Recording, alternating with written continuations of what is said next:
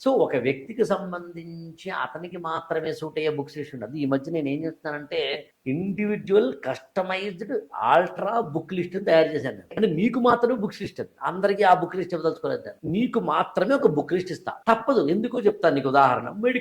Medical ఒక అమ్మాయి అనుకుందాం. మెడిసిన్ చదివింది ఆ అమ్మాయి. నేను ఆ అమ్మాయికి బయాలజీని చదివించడం. ఇప్పుడు హ్మ్. ఆమె మెడిసిన్ 4 ఏళ్ళు చదివి ఇంటర్న్‌షిప్ చేసి ఆమెకి మొత్తం హ్యూమన్ ఎండోక్రైన్ సిస్టమ్ అంటే ఏంటో, బ్రెయిన్ అంటే ఏంటో, స్పైనల్ కార్డ్ అంటే ఏంటో, లివర్ ఏంటో, కిడ్నీ ఏంటో ఎవ్రీథింగ్ ఆమెకు తెలిసినప్పుడు మళ్ళీ బయాలజీ చదువు ఎందుకు? నువ్వు ఎంఏ హిస్టరీ చేసావు అనుకుందాం. హిస్టరీ పుస్తకం చదవక్కర్లేదంటాను. ఎందుకు? ఇలా నీకు మాత్రమే సూట్ అయ్యే అందులో ఒక చిన్న టెస్ట్ పెట్టాలనుకుంటున్నాను. టెస్ట్ పెట్టి నీ ఎబిలిటీస్ ఏంటో కనిపెట్టి వాటికి మాత్రమే ఉపయోగపడే బుక్స్ లిస్ట్ ఇవ్వాలనుకుంటున్నాను నేను. ఈవెన్ నువ్వు ఆశ్చర్యపోతావు చెప్తే మాధురి, లక్ష్మీకాంత్ బుక్ కూడా ఉంది అసలు. ఆ పుస్తకం కూడా అక్కర్లేదేమో అని చెప్పాలనుకుంటున్నాను. ఓహ్! ఎవరికి? అందరికీ కాదు. I okay. వాంట్ టు అంటే అండర్లైన్ చేసి చెప్తా, అందరికీ కాదు. ఎకనామిక్స్ ఉంది, అందరూ చదవక్కర్లేదు. అంటే ఇండివిజువల్ గా నీకు మాత్రమే ఉపయోగపడే చెప్పాలి అని. ఐఏఎస్ ఫర్ ఆల్ ఛానల్ని సబ్స్క్రైబ్ చేసుకోవండి, లైక్ చేయండి, షేర్ చేయండి.